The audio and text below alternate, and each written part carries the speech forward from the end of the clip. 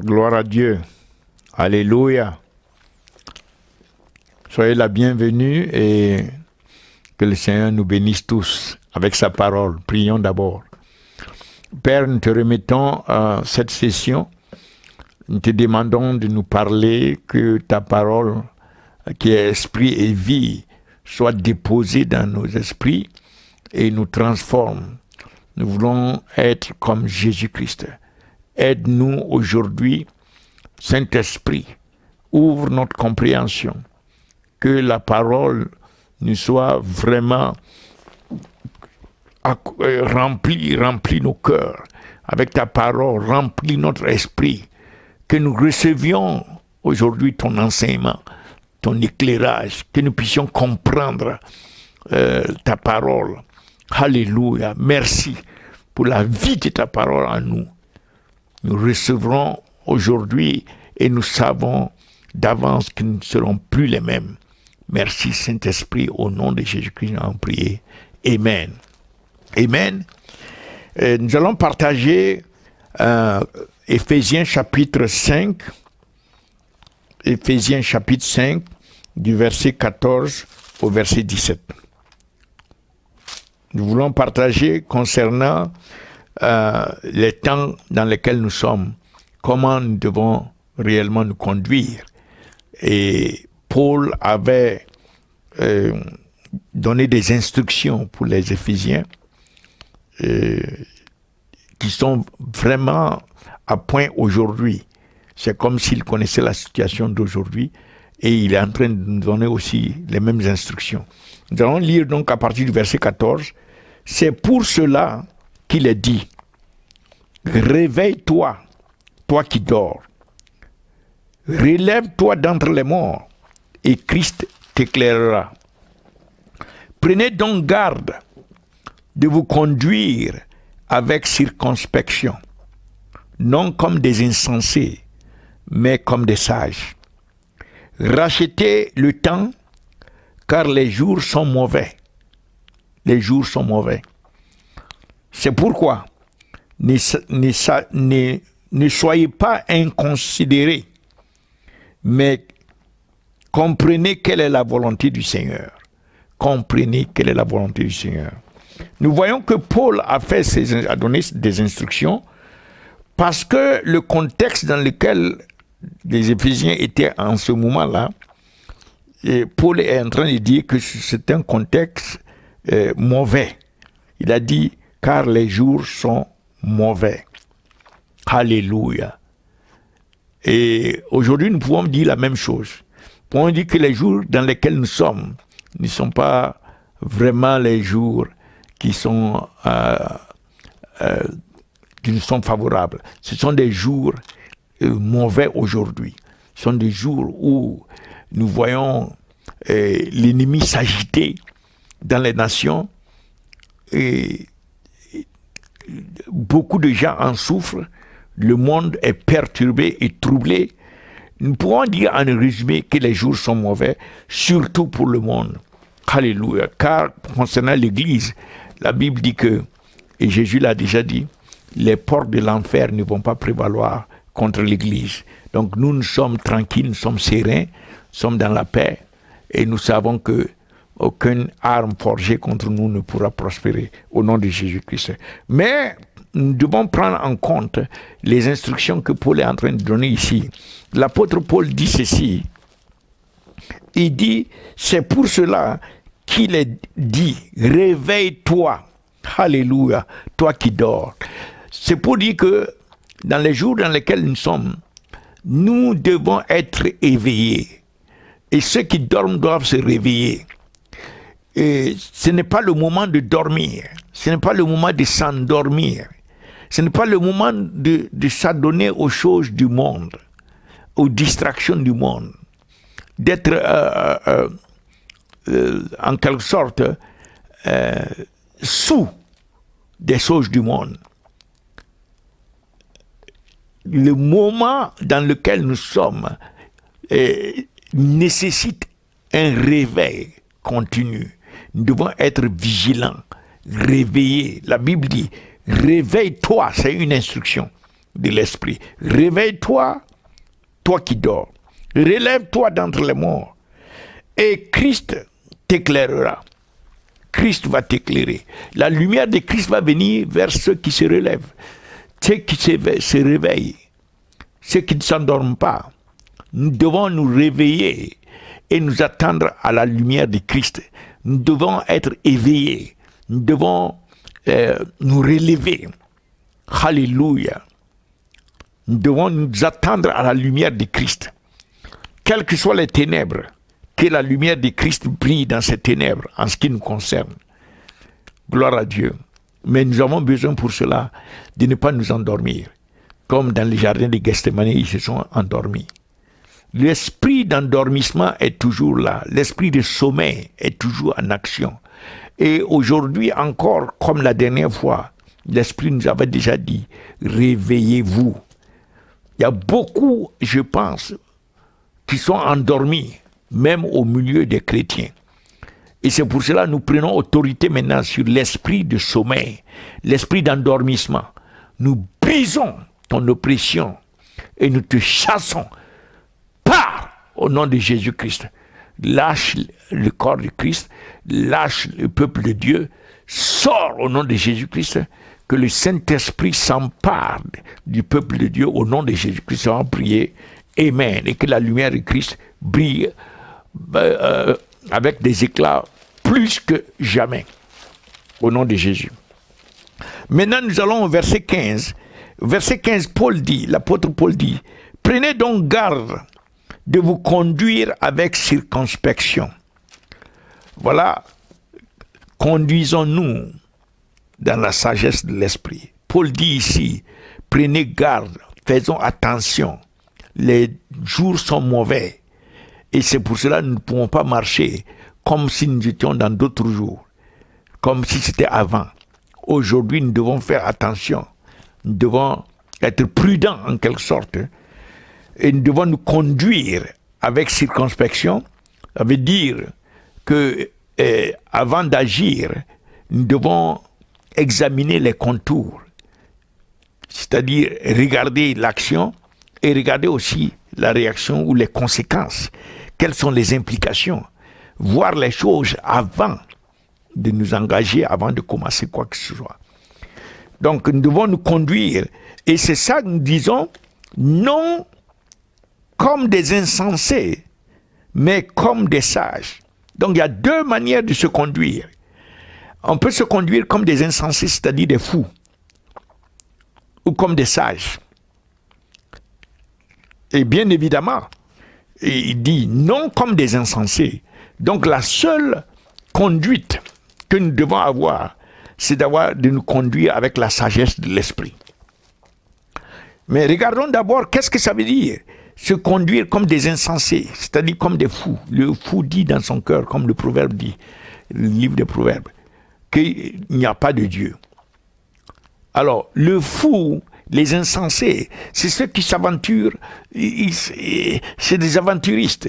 Ils s'engagent dans n'importe quoi, n'importe comment, des choses sans tête ni queue. Ça, c'est une des premières caractéristiques de la folie, de l'insensé. Il est partout et nulle part à la fois. Il ne sait pas d'où il vient, où il va. Deuxième caractéristique, c'est l'insensé ne donne pas de la valeur à son âme. Il dit que Dieu n'existe pas, il ne donne pas la valeur à son âme. Donc la préoccupation même de son salut ne le concerne pas.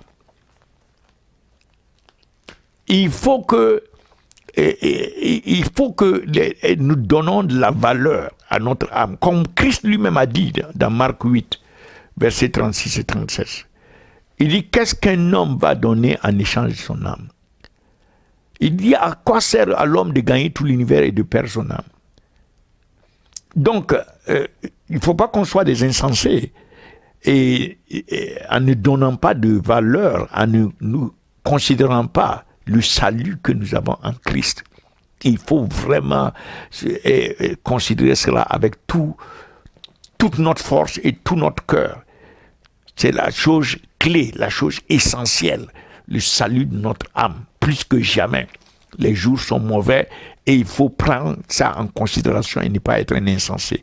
Et le troisième élément, c'est que l'insensé qui ne considère pas l'existence de Dieu, bien sûr, ne va pas considérer les desseins de Dieu pour sa vie, les propos de Dieu, ni ses responsabilités vis-à-vis de Dieu. Tout cela, l'insensé s'en fout. Mais nous ne devons pas être comme l'insensé.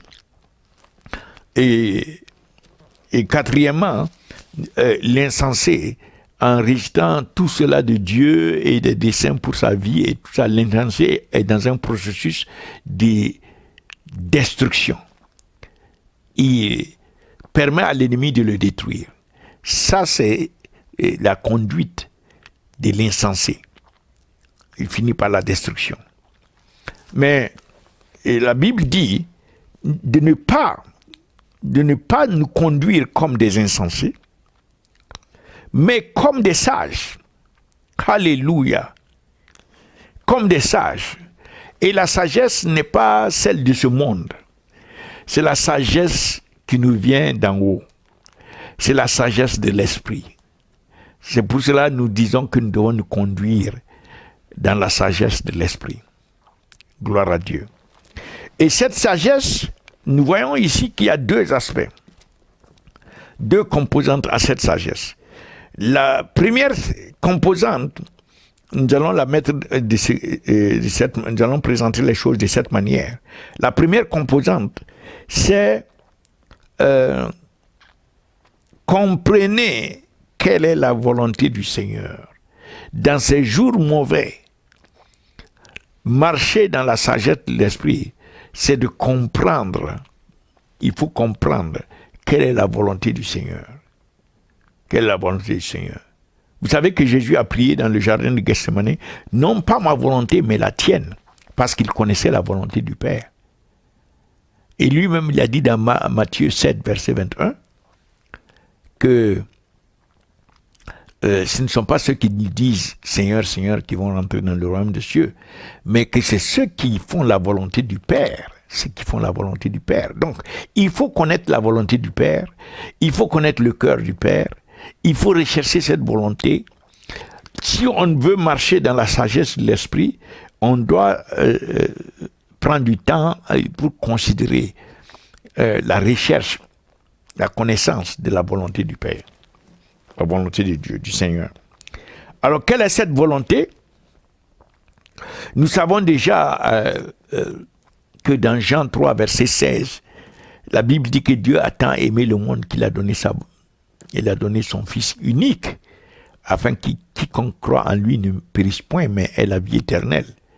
Donc, Dieu ne veut pas, le Père ne veut pas, c'est sa volonté, que nul ne périsse. Il veut au contraire qu'on parvienne à la connaissance de son Fils Jésus-Christ et à croire en lui. Ça, c'est la volonté du Père. La volonté du Père, c'est que les âmes viennent à Christ. 1 Timothée 2, verset 1, il dit de prier, de faire toutes sortes de prières, de supplications, d'intercessions, d'actions de grâce pour tous les hommes. Et au verset 4, afin que tous parviennent au salut. Tous parviennent au salut. Parce que c'est la volonté du Père. C'est qui veut que tous soient sauvés. Que tous soient sauvés et parviennent à la connaissance de la vérité. Et nous voyons dans le livre d'Ézéchiel aussi que le cœur du Père ne peut pas se plaire quand le méchant périt.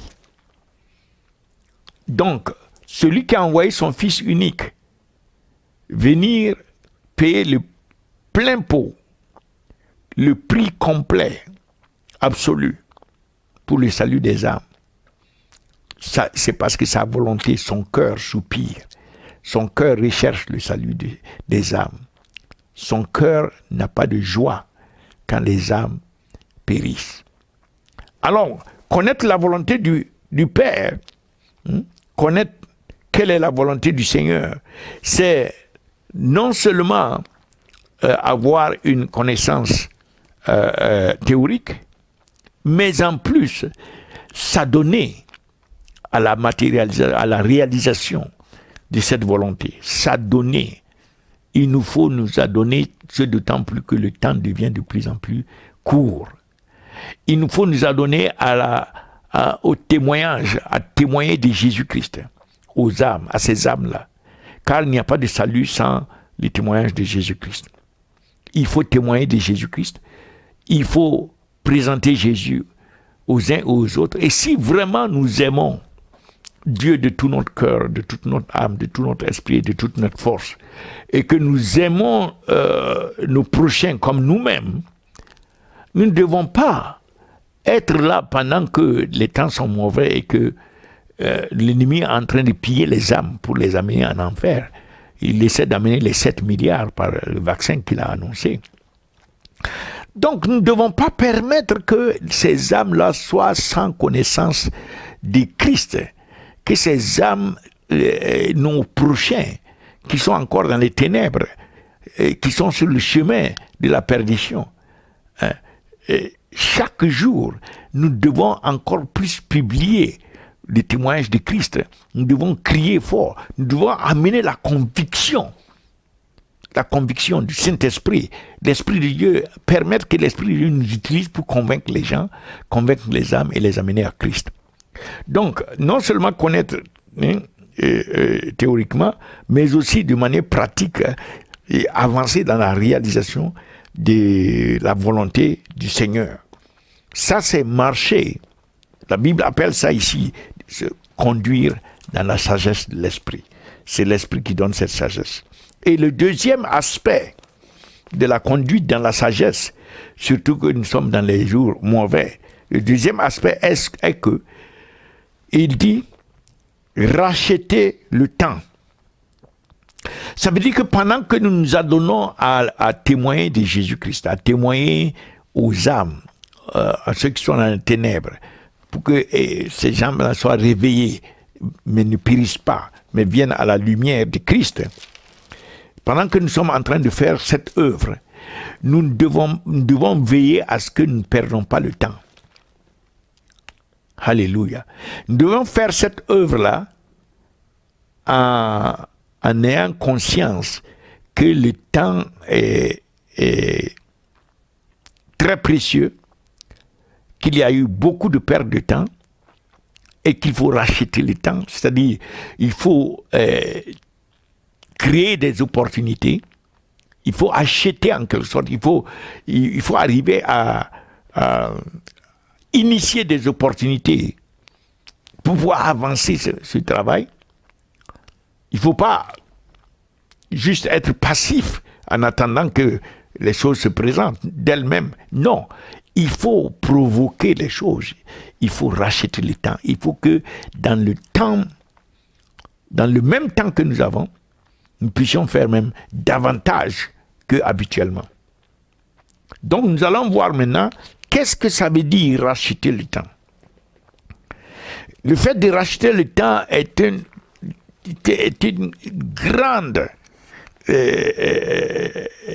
grande caractéristique de la sagesse chrétienne. Les chrétiens, plus que tous les autres, ne doivent pas perdre le temps parce que le business dans lequel nous sommes, c'est le business éternel des âmes éternelles. C'est le seul business qui traite dont le produit, pas le produit, mais le sujet que nous poursuivons, l'âme, est éternelle. C'est le seul business qui traite avec ça. Donc, c'est un business dans lequel, plus que dans tous les autres business, nous ne devons pas perdre du temps. Alléluia. Ça, c'est le premier aspect d'être sage dans le rachat du temps. Comprendre que c'est le seul business où le temps est encore plus précieux que dans tous les autres business. Pour un chrétien, il faut éviter de perdre le temps. Deuxièmement, il faut comprendre, racheter le temps, que les temps dans lesquels nous sommes c'est le temps qu'on peut appeler, nous sommes dans la saison de la grâce. Ce qui fait que nous devons faire utilité de cette saison où la grâce est encore là. Parce qu'un moment va arriver où il n'y aura plus la grâce. Donc la grâce qui est accordée, nous devons en faire usage pour piller les âmes. Les âmes, plus de 6 milliards d'âmes aujourd'hui ont besoin de la grâce de Dieu. La grâce de Jésus-Christ. La grâce du Messie. La bénédiction messianique. La grâce qui est venue par le Messie. Jésus-Christ.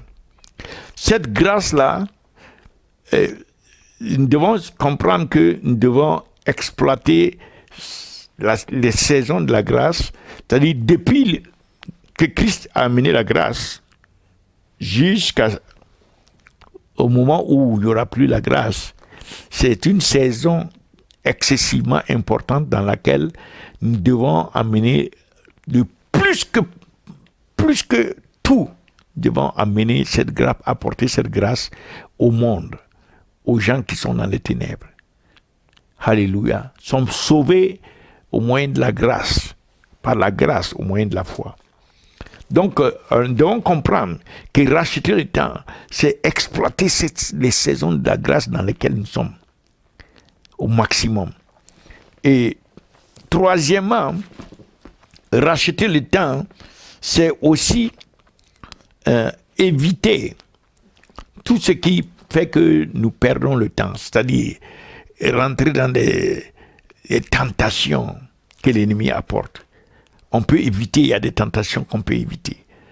Des distractions qui amènent des pertes de temps. Il faut éviter tout ça. Tout ça, c'est... en évitant ça, donc nous rachetons le temps. Nous gagnons davantage le temps. Et en évitant de nous éparpiller. Un autre aspect de racheter le temps, c'est sachant que par le passé, nous avons quand même, d'une certaine manière ou d'une autre, perdu du temps, ici et là. Ça veut dire que plus les jours avancent, plus nous devons produire davantage en doublant notre diligence. Nous devons devenir de plus en plus diligents. Nous devons être de plus en plus productifs. Que ce soit du point de vue de notre transformation en termes du caractère de Christ ou des œuvres de Christ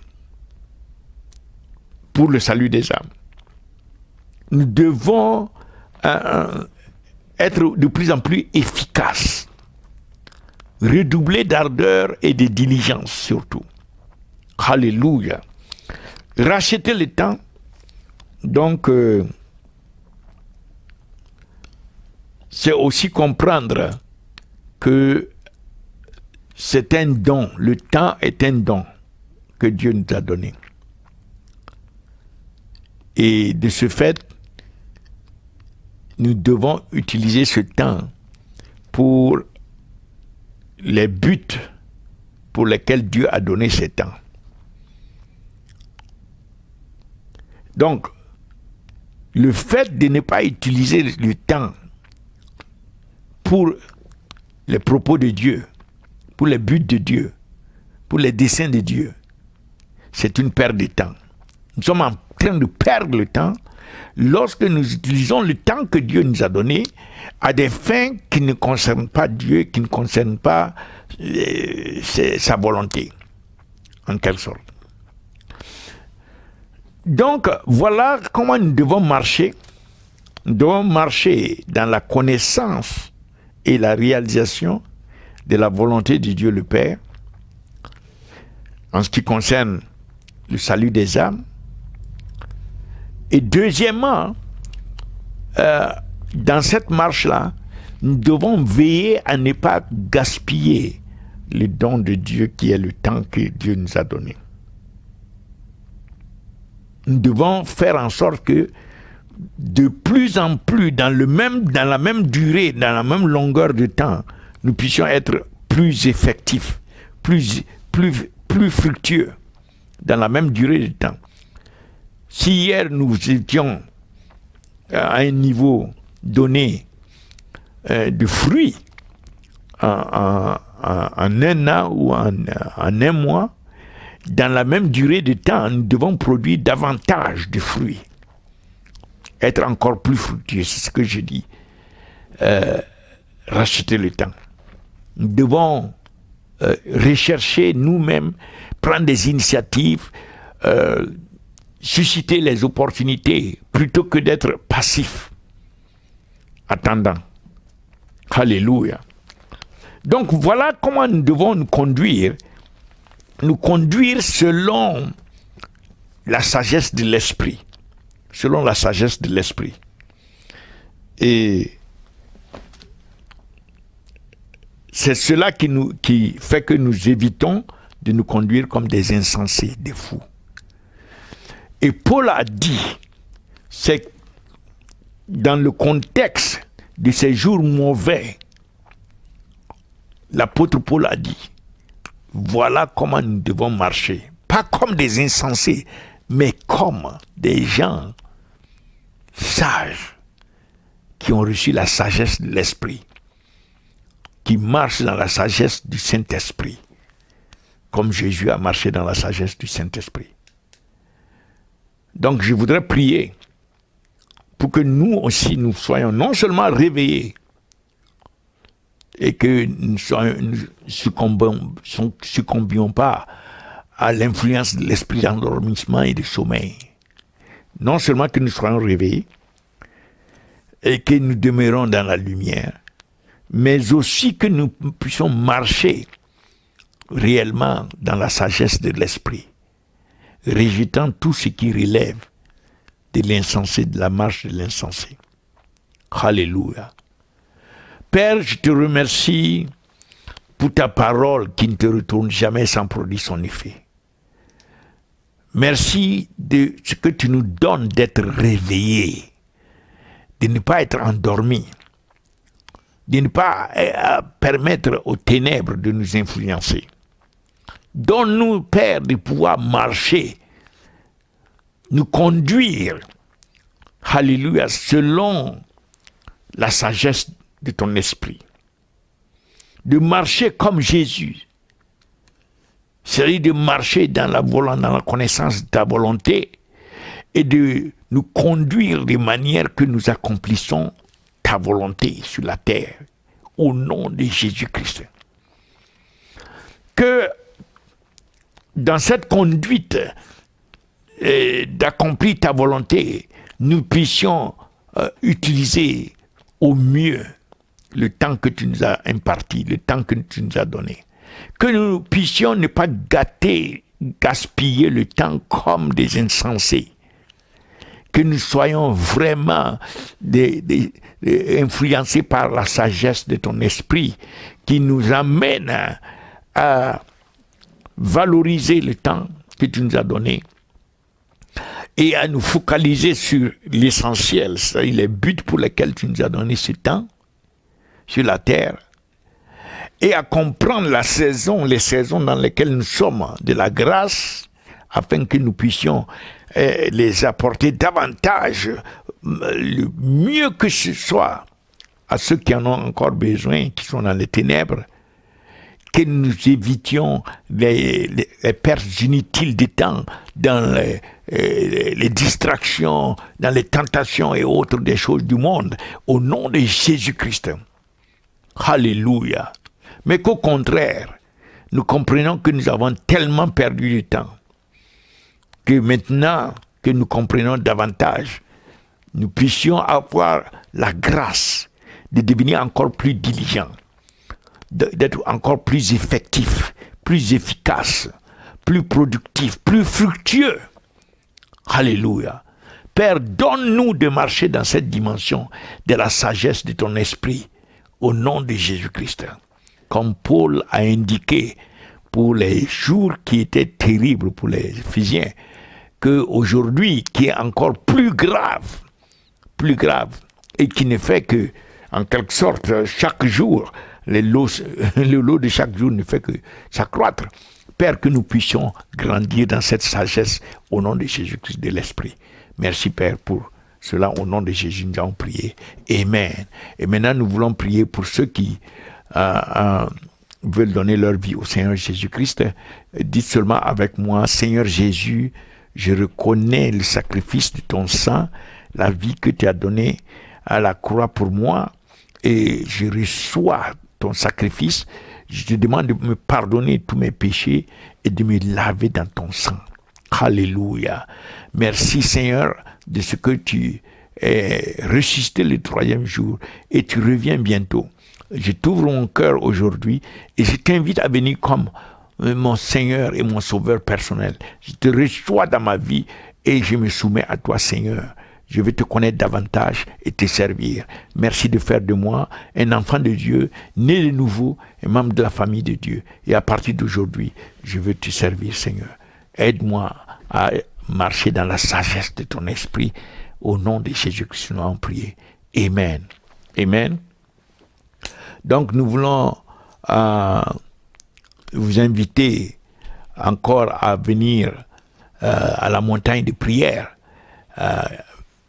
Maintenant, nous avons tous les continents et une 60aine de nations qui viennent continuellement. Et surtout, le fait que c'est incessant, nous avons la présence de Dieu, les anges qui montent et descendent, le pont constant avec le ciel, la gloire, le feu de sa présence, les bénédictions, les miracles, Seigneur, tout ce qui se connecte à la montagne de prière. Père, qu'ils puissent bénéficier de ce que tu es en train de faire à travers nous dans les nations, au nom de Jésus-Christ. Jusqu'au retour du Seigneur Jésus-Christ, que tout ce qui se connecte, tous les intercesseurs, quelle que soit la nation d'où ils viennent, que Seigneur, tu leur impartisses aussi les grâces que tu es en train de déverser dans nos vies. Au nom de Jésus-Christ, nous avons prié. Amen. Amen. Nous allons maintenant, si vous avez été bénis, suivez-nous sur Facebook et aussi souscrivez sur YouTube et cliquez la cloche de notification. Que le Seigneur vous bénisse, que le Seigneur vous garde, que le Seigneur combatte vos batailles, que le Seigneur vous donne une santé divine, que tout ce que l'ennemi prépare contre vous soit détruit au nom de Jésus-Christ, que le Seigneur veille sur vous par des anges, comme les montagnes gardent Jérusalem, des anges de l'Éternel vous entourent, vous et vos familles. Veillez jour et nuit, qu'aucun trait enflammé de l'ennemi ne puisse vous nuire, au nom de Jésus-Christ, et que vous soyez constamment sous la protection du sang de Jésus-Christ. Nous avons prié. Amen. God bless you. Seigneur vous bénisse. Amen. À bientôt.